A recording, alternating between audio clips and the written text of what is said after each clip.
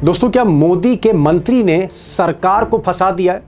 BJP के लिए बड़ी आफत खड़ी कर दी है। क्या मोदी के सबसे करीबी मंत्री हरदीप सिंह पुरी ने देश के सामने झूठ बोला था, एक ऐसा झूठ जो आज रंगे हाथ पकड़ा गया? दरअसल राहुल गांधी की रिसर्च टीम ने हरदीप सिंह पुरी को आज पूरी तरह से बेनकाब कर दिया। पुरी के झूठ को रंगे हाथ पकड़ा है। अब एप्स्टीन फाइल में फंसे हरदीप पुरी ने देश के सामने कहा था कि वो अपनी जिंदगी में सिर्फ 3-4 बार एप्स्टीन से मिले, ओनली 3-4 टाइम्स। ये हरदीप पुरी ने कहा। That I met Mr. Epstein on a few occasions, 3 or maximum 4. लेकिन राहुल गांधी के सहयोगी पवन खेड़ा ने आज अमेरिकी सरकार के सारे दस्तावेज, ईमेल और डॉक्यूमेंट सामने रख दिए और उसके आधार पे कहा कि हरदीप पुरी झूठ बोल रहे हैं। ये 3-4 बार नहीं, 14 बार एप्स्टीन से मिले हैं, जिसमें सिर्फ 2014 में 9 मुलाकातें हैं हरदीप पुरी और एप्स्टीन की। दुनिया का सबसे बड़ा जो यौन अपराधी है उसके साथ 9 मुलाकातें सिर्फ 2014 में हैं। 2014 से 17 के बीच 62 ईमेल्स एक्सचेंज हुई। 32 हमारे पुरी साहब ने भेजी, 30 हमारे उनके एप्स्टीन साहब ने उनको भेजी।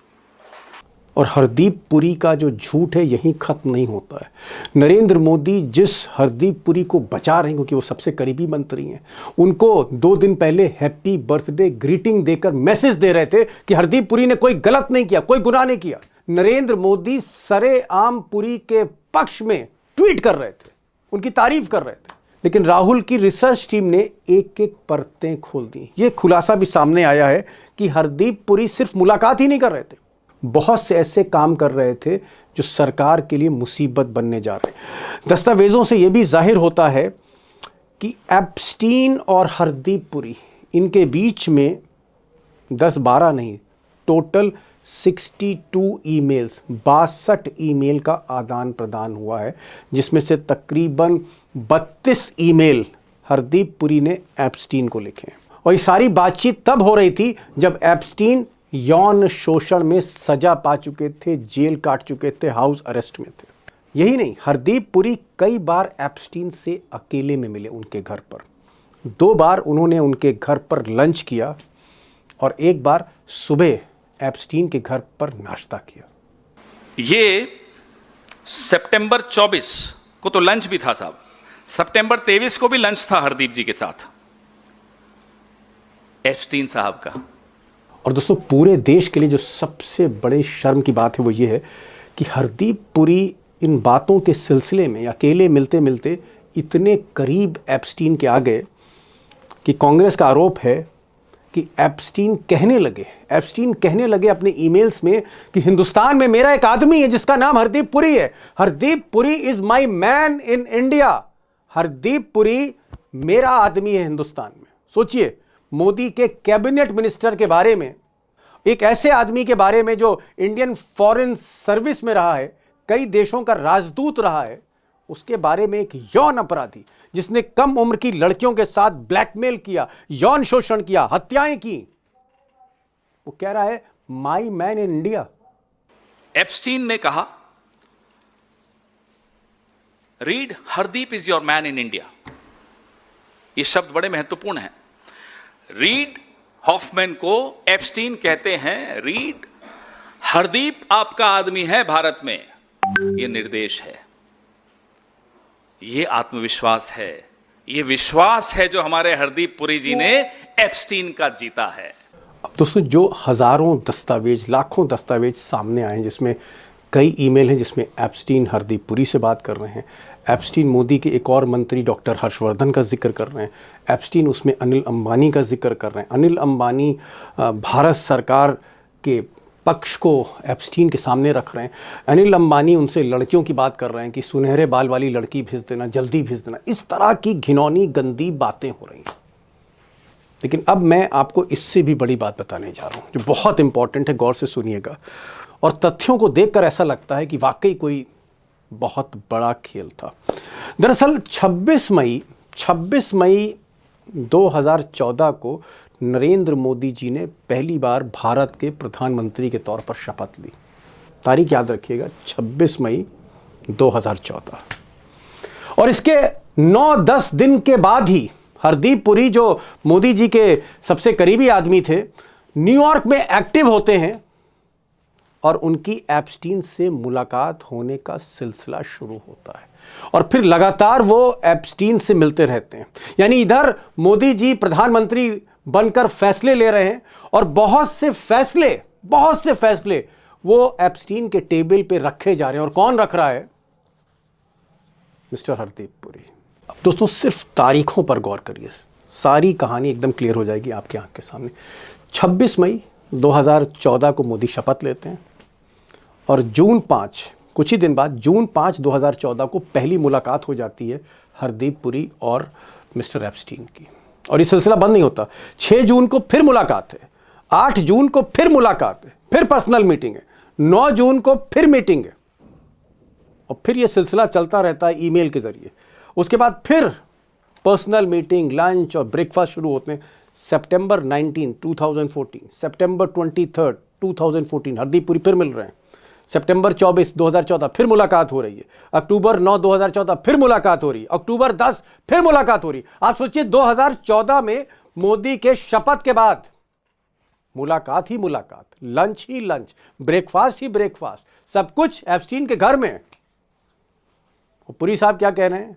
मैं तो जीवन में सिर्फ 3 और 4 बार ही एप्स्टीन से मिला और वो भी ऑफिशियल मीटिंग थी। That I met Mr. Epstein on a few occasions, 3 or maximum 4. अब सबसे जो क्रूशल, सबसे अहम बात यह है कि जो बातचीत हो रही थी, जो मजमू था बातचीत का, टॉपिक था, या जो दस्तावेज दिए जा रहे थे एप्स्टीन जैसे दलाल को, यौन शोषण के सरगना को, वो सरकार की नीतियां थीं, यानी पॉलिसीज़ थीं, सरकार जो डिसीजन ले रही थी, या सरकार के जो फ्यूचर प्रोजेक्ट्स थे, यानी भविष्य में जो मोदी सरकार प्रोजेक्ट लाना चाह रही थी, वो एक दलाल को बताया जा रहा था। मिसाल के तौर पर डिजिटल इंडिया लागू होती 2015 में, और 2014 में ही सारा ब्लूप्रिंट वो हरदीप पुरी एप्स्टीन के आगे रख देते हैं। और ये मैं नहीं कह रहा हूं, ये विपक्ष नहीं कह रहा है, ये अमेरिकन गवर्नमेंट यानी डिपार्टमेंट ऑफ जस्टिस के डॉक्यूमेंट्स बता रहे हैं। वेरीफाइड डॉक्यूमेंट जो रिलीज किए गए, उससे हमें पता लग रहा है कि डिजिटल इंडिया तमाम प्रोजेक्ट समय से पहले एप्स्टीन के आगे रखे जा रहे मेज पर। तो क्या एप्स्टीन जो थे उन्हीं के हाथ में लगाम थी, या एप्स्टीन से कुछ ऐसी मदद ली जा रही थी डोनाल्ड ट्रंप से मिलने के लिए या इजराइल के प्राइम मिनिस्टर से मिलने के लिए, कि जहां मोदी झुकते चले जा रहे थे और झुकते चले जा रहे हैं। अब दोस्तों जो सबसे बड़ा सवाल है, 9 मार्च से संसद फिर से शुरू हो रही, बजट सत्र का सेकंड फाइनल पार्ट आ रहा है 9 मार्च से। और चाहे वो राहुल गांधी हो जिनकी टीम रिसर्च कर रही है, या फिर ममता बनर्जी हो तृणमूल के अध्यक्ष, या फिर उद्धव ठाकरे हो, या फिर स्टैलिन हो क्योंकि तमिलनाडु में भी चुनाव होना है, या फिर अखिलेश यादव हो, वहाँ भी साल भर बाद चुनाव होना है उत्तर प्रदेश में। पूरा का पूरा विपक्ष, समूचा विपक्ष 9 मार्च से ये आह्वान कर रहा है कि जब तक हरदीप पुरी को हटाया नहीं जाएगा, एक्शन नहीं होगा, इस पूरे मामले में जांच नहीं होगी, हिंदुस्तान में जो जो लोग शामिल हैं इनकी अगर पड़ताल नहीं होगी, तो हम संसद चलने नहीं देंगे। सवाल इस बात का है कि क्या 9 मार्च से पहले नरेंद्र मोदी हरदीप पुरी को हटाते हैं या हरदीप पुरी को बचाते हैं? सवाल ये। और अगर बचाते हैं तो फिर सरकार के लिए कितनी बड़ी आफत आने वाली। यहां पर एक चीज मैं और बताऊं कि बीजेपी के भीतर, और पहली बार चाहे वो राजनाथ हो, चाहे वो अमित शाह भी हो, या और मोदी के जो करीबी मंत्री हैं, या फिर संगठन के जो लोग हैं, या आरएसएस के लोग हैं, इनका मानना है कि नरेंद्र मोदी बड़ी गलती कर रहे हैं हरदीप पुरी को डिफेंड करने की, क्योंकि हरदीप पुरी का जो केस है उसका बचाव नहीं हो सकता, क्योंकि नेचर ऑफ एविडेंस डॉक्यूमेंट्स बहुत स्ट्रांग है। और दुनिया भर में इस्तीफे हो रहे हैं, नॉर्वे में इस्तीफे हो रहे हैं, ब्रिटेन में तो इस्तीफों की झड़ी लगी हुई है, यूरोप की कई और कंट्रीज हैं, यहां तक कि ऑस्ट्रेलिया में भी इस पर एक्शन हो रहा है, जांच हो रही है। अमेरिका में कई बड़े ब्यूरोक्रेट्स, कई बड़े इंडस्ट्रियलिस्ट, कई बड़े ऐसे नेता लीडर हैं जिनके इस्तीफे हो रहे हैं। सवाल ये है कि हरदीप पुरी को बचाना कितना भारी पड़ेगा नरेंद्र मोदी पर। और ऐसा तो नहीं है कि अगर मोदी हरदीप पुरी को बचाते नहीं हैं, कुर्बान कर देते हैं, तो कहीं आंच उन पर ना आ जाए, क्योंकि कई सीक्रेट्स हैं जो सिर्फ पुरी और मोदी को ही मालूम है। अब इस सिलसिले में मैंने उमाकांत जी से बात करी। उमाकांत जी क्योंकि प्राइम मिनिस्टर ऑफिस भी देख रहे हैं, लोकसभा भी देख रहे हैं जहाँ ये पूरा मसला डिस्कस होने जा रहा है, कांग्रेस भी कवर करते हैं, बीजेपी के इनसाइडर से भी मिलते हैं, तो आज मैंने उनसे कई सवाल पूछे बीजेपी को लेकर, विपक्ष को लेकर, इन फाइल्स को लेकर, और मोदी का प्राइम मिनिस्टर ऑफिस क्या सोच रहा है।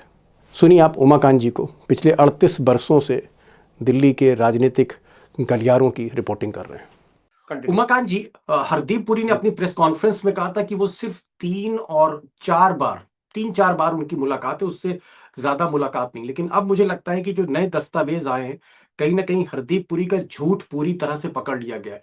वो कुल मिलाकर 14 बार मिले सिर्फ 2014 में, और खासकर प्रधानमंत्री की शपथ लेने के बाद 9 मुलाकातें, 9 मीटिंग है, जिसमें 1-to-1 मीटिंग है, जिसमें हरदीप पुरी लंच कर रहे हैं, 2 बार लंच उन्होंने किया, एक बार मॉर्निंग में ब्रेकफास्ट किया।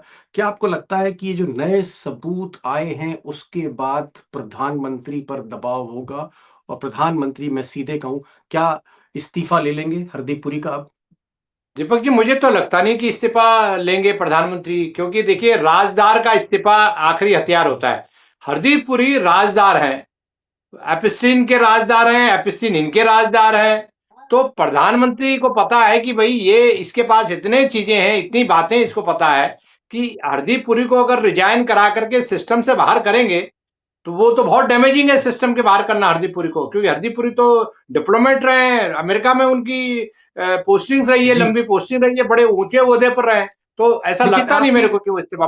आपकी अगर प्रधानमंत्री कार्यालय में किसी से बात हुई हो, या आपको आपकी किसी नौकरशाह से बात हुई हो, या आपके प्रधानमंत्री के जो क्लोज किसी सांसद मंत्री से अगर बात हुई हो, तो ऑफ द रिकॉर्ड आपको क्या बता रहे हैं? क्या प्रधानमंत्री इस्तीफे के मूड में है, या जैसा आप कह रहे हैं कि सवाल ही नहीं उठता है? देखिए, जो भीतरी असेसमेंट है मेरा और बीजेपी के जो सोर्सेस हैं, जो सरकार के सर्कल्स में जो सोर्स है मेरे, उनका ये कहना है कि देखिए पार्टी के अंदर, भारतीय जनता पार्टी के अंदर जो होगा वो होगा। पूरी सरकार संकट में है, और संकट का कारण एक व्यक्ति है जो नॉन पॉलिटिकल आदमी था, उसको भारतीय जनता पार्टी का मेंबर बना दिया गया, उसको मंत्री बना दिया गया, 9 साल से मंत्री है, प्रधानमंत्री के क्लोज हैं। और सबसे बड़ी बात यह है कि कितनी बदनामी पूरे भारत में हो रही है, पूरे देश में हो रही है, और पार्टी के जो नेता हैं, जो वरिष्ठ नेता हैं, जो पार्टी के भविष्य को लेकर के चिंतित हैं, उनको लगता है कि ये तो बड़ा भारी स्कैंडल, एक तूफान बन करके आने वाले दिनों में आएगा, और ये केवल हरदीप पुरी तक सीमित नहीं रहेगा, क्योंकि हरदीप पुरी भारतीय जनता पार्टी से भी उनका ताल्लुक है, वो भाजपा के नेता भी हैं वो ना। इसके अलावा क्योंकि भारतीय जनता पार्टी के दफ्तर में आके उन्होंने प्रेस कॉन्फ्रेंस की, और भाजपा के जो दफ्तर में आके उन्होंने प्रेस कॉन्फ्रेंस की, पूरी पार्टी संकट में पड़ गई है, क्योंकि संसद जब चल रही है, ऐसी दशा में संसद के सवालों के जवाब, जिनका जवाब आपको संसद के भीतर देना है, उनका जवाब देने के लिए आप पार्टी का इस्तेमाल कर रहे हैं, पार्टी के बैनर का इस्तेमाल कर रहे हैं। तो भारतीय जनता पार्टी खुद कटघरे में खड़ी हो गई है इस पूरे स्कैंडल्स में। उनको तो ये था कि अपने घर पे प्रेस कॉन्फ्रेंस करते, वो भाजपा के दफ्तर का जो उन्होंने इस्तेमाल किया, इससे भी पार्टी में बहुत लोग नाराज हैं कि इस तरह से ये सब हो रहा है। और मैं आपको एक बात बता दूं कि जो केंद्र सरकार है, मोदी जी का जो मंत्रिमंडल है, उसमें अमित शाह हो या राजनाथ सिंह हो या और लोग हैं, तमाम जो नेता हैं, वो भले ही मोदी जी के बड़े क्लोज हो, लेकिन वो पार्टी के भविष्य को लेकर के चिंतित हैं। उनको लग रहा है कि ये जो नया पिटारा खुल गया है, ये तो जी बड़ी बात कह रहे हैं, एक पिटारा खुल गया है। और उमाकांत जी जो पिछले 38 बरसों से दिल्ली की राजनीति कवर कर रहे हैं, देश की राजनीति कवर कर रहे हैं, लोकसभा सरकार कवर कर रहे हैं, इनका कहना है कि बीजेपी के भीतर इवन अमित शाह जो मोदी के नंबर 2 है, मोदी के सबसे खास हैं, या राजनाथ सिंह, इनका भी मानना है कि ये एक तरह का पिटारा खुल गया है, इसमें जल्दी एक्शन होना चाहिए। लेकिन जितना हरदीप पुरी को बचाने की कोशिश होगी, रोज नए नाम आएंगे। उमाकांत जी, अब कुछ ही दिन बाद बजट सत्र का जो सेकंड सेशन वो शुरू होने जा रहा है, संसद शुरू होने जा रही है। अगर संसद 9 मार्च से जो हाउस शुरू हो रहा है, सदन, उससे पहले अगर नरेंद्र मोदी ने हरदीप पुरी पर एक्शन नहीं लिया, तो क्या आपको लगता है संसद में बहुत हंगामा होगा, संसद नहीं चलेगी? क्योंकि सारा का सारा फोकस इस वक़्त एप्स्टीन फाइल पर है और सरकार लगातार नए सबूतों पे घिरती जा रही है। देखिए देखिए संसद का चलना न चलना, सत्र होना ना होना, ये तो रूटीन प्रक्रिया का हिस्सा है, लेकिन असली सवाल है मोरालिटी का, नैतिकता का सवाल है। और प्रधानमंत्री एक ऐसे दागी व्यक्ति को जो सेक्स ऑफेंडर, खुद सेक्स ऑफेंडर है और खूंखार सेक्स ऑफेंडर है, अपने जी। टापू पर किस तरह से छोटी बच्चियों के साथ वहां इस तरह से दुष्कर्म होते थे, ऐसे व्यक्ति के साथ को लेकर के प्रधानमंत्री अपने सर पर उठा के ढो रहे हैं। तो इसका जो जो पार्टी के अंदर जो कोहराम मचा है, मंत्रिमंडल के अंदर जो कोहराम मचा है, कूटनीतिक क्षेत्रों में जो कोहराम मचा है, वो तो मुझे लग रहा है कि बहुत बड़ी चिंता का विषय है। और संसद की बात आपने की, संसद तो धुलना ही तय है। संसद मुझे नहीं लगता कि चल संसद का पाएगी। एक घंटे भी सरकार चला पाएगी। और संसद में सरकार जवाब देने की स्थिति में नहीं है, और सरकार को संसद चलान नहीं चलेगी, क्या होगा? ये तो प्रधानमंत्री जो रिप्लाई था बजट भाषण का, और तब उसके पहले तमाम तरह की चीजों से प्रधानमंत्री जी भाग गए। राष्ट्रपति के जी। भाषण पर स्वतंत्र भारत के इतिहास में ऐसा पहला मौका है कि प्रधानमंत्री सदन में आ नहीं पाए, और उसके बाद जो नाटक हुआ, जो ड्रामा हुआ, तो पूरे देश ने देखा। जी। क्या ऐसा भी है कि कुछ लोग कहते हैं, जो खासकर मोदी जी के बहुत लॉयलिस्ट हैं, कि अगर हरदीप पुरी का इस्तीफा लिया जाता है तो फिर मोदी जी पर भी आंच आ सकती है, फिर इसका जो है सरकार कहीं ना कहीं एडमिट कर लेगी कि उनका मंत्री जो है वो गलत था, और ऐसे में फिर प्रधानमंत्री मोदी की भी एप्स्टीन फाइल में कई जगह जिक्र है, नाम है। तो ऐसा तो नहीं है कि नरेंद्र मोदी इसलिए इस्तीफा नहीं ले रहे हैं क्योंकि वो खुद फंस जाएंगे? देखिए, जो मंत्री होता है, कैबिनेट का मिनिस्टर होता है, उसकी वचनबद्धता संसद के प्रति भी होती है और प्रधानमंत्री के प्रति भी होती है। और प्रधानमंत्री के बारे में वो सारी चीजें अपने लेटर्स में ब्रीफ कर रहे हैं एपस्टीन को, तो वो कोई चैरिटी थोड़ी कर रहे हैं, वो तो बता रहे हैं कि मैं प्रधानमंत्री के कितने क्लोज हूं। मोदी सरकार की क्लासिफाइड इंफॉर्मेशन जो सरकार की है, उनको वो शेयर कर रहे हैं। उनके इनके खिलाफ तो एनएसए और तमाम तरह के जुर्म में आरोप साफ साफ दिखाई देते हैं कि ऐसा प्राइवेट आदमी, उस समय हरदीप सिंह पुरी प्राइवेट पर्सन थे, प्राइवेट कोई राजदूत नहीं थे वहां अमेरिका में, एक प्राइवेट लाइजनिंग कर रहे थे प्रधानमंत्री के बिहाफ में। तो प्रधानमंत्री या तो डिसोन करे उनको, प्रधानमंत्री उनको डिसोन क्यों नहीं करते कि मेरा इस व्यक्ति से कोई ताल्लुक नहीं था, ये मेरे को बिना पूछे ये बातें करता था। तो अभी तक तो ये साफ सी जाहिर सी बात है कि प्रधानमंत्री उसको प्रोटेक्ट कर रहे हैं। और प्रधानमंत्री को ना तो सरकार की साख की चिंता है, इस मंत्री को खुद चिंता नहीं है। ये जो हरदीप पुरी साहब हैं, इनको खुद चिंता नहीं है कि उनकी वजह से पूरी सरकार दांव पे लगी हुई है, भारतीय जनता पार्टी दांव पे लगी है, पार्टी के लोग उनसे डिस्टेंस कर रहे हैं, और वो इंटरव्यू दिए जा रहे हैं टीवी चैनल्स को, और पार्टी के मोदी जी बर्थडे मंत्रियों में ग्रीटिंग दे रहे हैं। कोहराम मचाओ। जी। मोदी जी बर्थडे ग्रीटिंग दे रहे हैं। मोदी जी के तो जब बात ही मत कीजिए। मोदी जी तो ऐसा लग रहा है कि मोदी जी ऐसा सोच रहे हैं कि अगर हरदीप पुरी को बर्थडे का ग्रीटिंग ना दिया जाए तो देश में बहुत बड़ा भूचाल आएगा। अब होता क्या है कि प्रधानमंत्री को बर्थडे की ग्रीटिंग आपने देनी है तो प्राइवेटली दे दीजिए, उसको आप प्रचारित कर रहे हैं, पब्लिकली कर रहे हैं, महिमामंडन कर रहे हैं उस ग्रीटिंग का, ऐसे व्यक्ति का जो सेक्स ऑफेंडर के का क्लोज दोस्त है, जी। 100% क्लोज दोस्त है, 1000%। तो ऐसे व्यक्ति के साथ आप रिलेशन रख रहे हैं और उसको आप प्रोटेक्ट कर रहे हैं, प्रोटेक्शन दे रहे हैं, तो आपको सरकार की चिंता नहीं है, देश की चिंता नहीं है। और जब दूसरी पार्टियां ऐसा करती हैं तो आप कोहराम मचाते हैं, दो दो डबल स्टैंडर्ड आप रखते हैं, अपोजिशन पार्टी के लिए अलग रखते हैं, अपनी पार्टी के लिए अलग रखते हैं, और खुद के लिए अलग रखते हैं। जी। जी।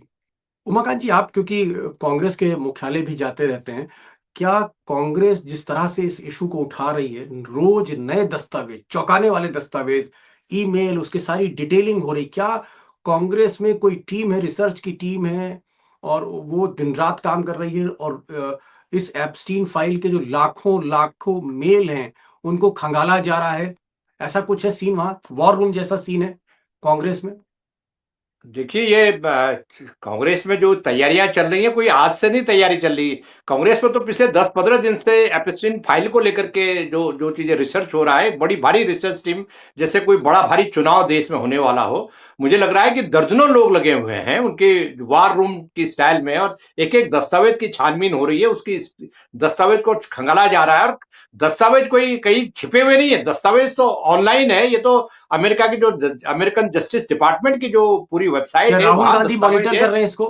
और मैं राहुल गांधी के तमाम जो टीम है, जो क्लोज है राहुल गांधी के, कम से कम 20-25 ऐसे लोग हैं जो इसको अलग-अलग लेवल पर इसको डील कर रहे हैं, उसकी रिसर्च कर रहे हैं, उसकी छानबीन कर रहे हैं, उसकी प्रामाणिकता को, जो उसकी सत्यता है उसकी पुष्टि कर रहे हैं, उसके बाद उन दस्तावेजों को वो सामने लेके आ रहे हैं। तो इसमें तो कुछ छिपाने को कुछ है ही नहीं। और ऐसी सूरत में सरकार इतनी बुरी तरह इन दस्तावेजों में घिर गई है कि अब सरकार के पास, मुझे नहीं लगता कि ज्यादा दिन तक हरदीप पुरी का मंत्रिमंडल में रह पाएंगे, और रहते हैं तो ये बड़ी भारी आफत मोदी जी अपने लिए बुलाएंगे, ऐसा मैं मानता हूँ। ठीक ठीक। क्या आपको लगता है, आपने बताया कांग्रेस तो एक वॉर लेवल पे इस पूरे एप्स्टीन डॉक्यूमेंट्स पर मसले पर लगी हुई है, ममता बनर्जी की पार्टी, अखिलेश यादव की पार्टी, समाजवादी पार्टी, इसके अलावा उद्धव ठाकरे की पार्टी, जितना जो अपोजिशन है उसमें डीएमके, स्टालिन की पार्टी, जो बड़ी पार्टियां हैं, क्या ये सारी पार्टियां कांग्रेस के साथ है? और आपको लगता है कि एप्स्टीन के मुद्दे पर कोई भी विपक्ष का दल जो है अलग नहीं होगा, सब लोग मिलजुल कर इसमें जो है मोदी के खिलाफ खड़े हो सकते हैं?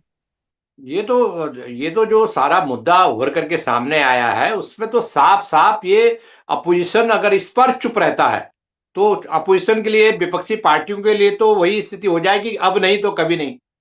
अब नहीं तो कभी नहीं, उसके बाद तो अंधेरा ही अंधेरा है। क्योंकि इतना बड़ा कांड पर अगर अपोजिशन पार्टीज का क्या भूमिका, अपोजिशन किस लिए होता है कि सरकार की जो कमजोरियां हैं, कोई ऐसे घोटाले हैं, घपले हैं, अनैतिकताएं हैं, वो पब्लिक में एक्सपोज करना। और मुझे लग रहा है कि अपोजिशन पूरा यूनाइटेड है। जो अभी दिखाई पड़ा, जो मोशंस, प्रिविलेज के मोशंस और जो अवमानना के मोशन जो है इम्पीचमेंट के, इलेक्शन कमिश्नर के, चीफ इलेक्शन कमिश्नर के खिलाफ और लोकसभा स्पीकर के खिलाफ, ये तो प्रमाण है। और मुझे लग रहा है कि अगला प्रधानमंत्री के खिलाफ ना आ जाए, क्योंकि प्रधानमंत्री उस मंत्री को लेके कंधे में लेके जा रहा है, तो कोई एक्शन नहीं हुआ, मंत्री से नहीं हटा है।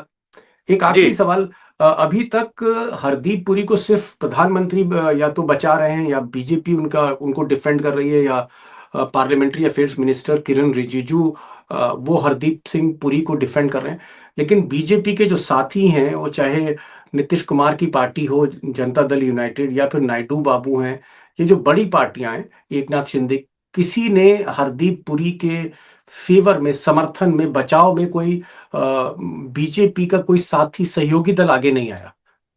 नहीं, बिल्कुल नहीं आएगा भी नहीं। क्यों आएंगे वो? ये बताइए ना कि ये तो भारतीय जनता पार्टी का अंदरूनी मामला है। और मंत्री प्रधानमंत्री के क्लोज आदमी है। अगर वो प्रधानमंत्री किसी एलायंस के प्रधानमंत्री होते, सपोज करो चंद्रबाबू नायडू के प्रधानमंत्री होते, जैसे कि आप सब लोगों ने देखा कि जो नायडू है, जो अभी जो स्ट्राइक हुई, इंडिगो के स्ट्राइक और पायलट के स्ट्राइक, उसमें तो निशाने पर ले लिया उनके जो सिविल एविएशन मिनिस्टर नायडू था, राममोहन नायडू, वो तो निशाने पर ले लिया क्योंकि वो एलायंस का था।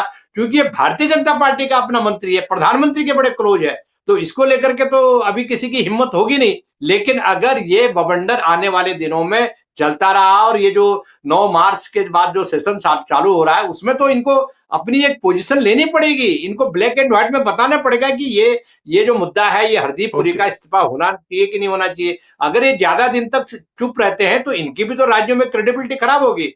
चंद्रबाबू नायडू हो या नीतीश कुमार हो, इनके सांसद भी तो कोई भारतीय जनता पार्टी के गुलाम तो है नहीं। जी, ओके। बड़ी बात तो यहाँ पर लखेड़ा साहब ने कही। उन्होंने कहा कि अभी तक भले ही नीतीश कुमार की पार्टी जेडीयू या नायडू बाबू की पार्टी टीडीपी, इन्होंने कोई स्टैंड नहीं लिया, चुप हैं, खामोश हैं, सिर्फ तमाशा देख। लेकिन आगे चलकर ये मसला अगर संसद में एक हंगामा खड़ा कर देता है, तो फिर टीडीपी को भी सोचना पड़ेगा, जेडी को भी सोचना पड़ेगा कि एप्स्टीन की गंदगी में वो बीजेपी के साथ खड़े हों या ना खड़े हों। ये फिलहाल उस पर भी उनको एक डिसीजन लेना पड़ेगा। टीडीपी को भी लेना पड़ेगा, नीतीश कुमार को भी लेना पड़ेगा, एकनाथ शिंदे को भी लेना पड़ेगा, जो बड़ी पार्टियां हैं, कि वो क्या हरदीप सिंह पुरी को डिफेंड करने आगे आती हैं, या फिर मोदी पर प्रेशर डाला जाता है, अलाइज प्रेशर डालते हैं, देखना पड़ेगा। उमाकांत जी, आपने एक ओवरऑल सरकार का व्यू दिया, विपक्ष का व्यू दिया। आपने ये भी बताया कि मोदी के क्योंकि बहुत करीबी हैं, इसलिए बीजेपी के अंदर भी 2 ग्रुप्स हो गए हैं, जहां को उनको लगता है कि हरदीप पुरी को ज्यादा दिन सत्ता में रखने का मतलब है और ज्यादा आफत मोलना। Thank you so much Umakant ji for joining this programme.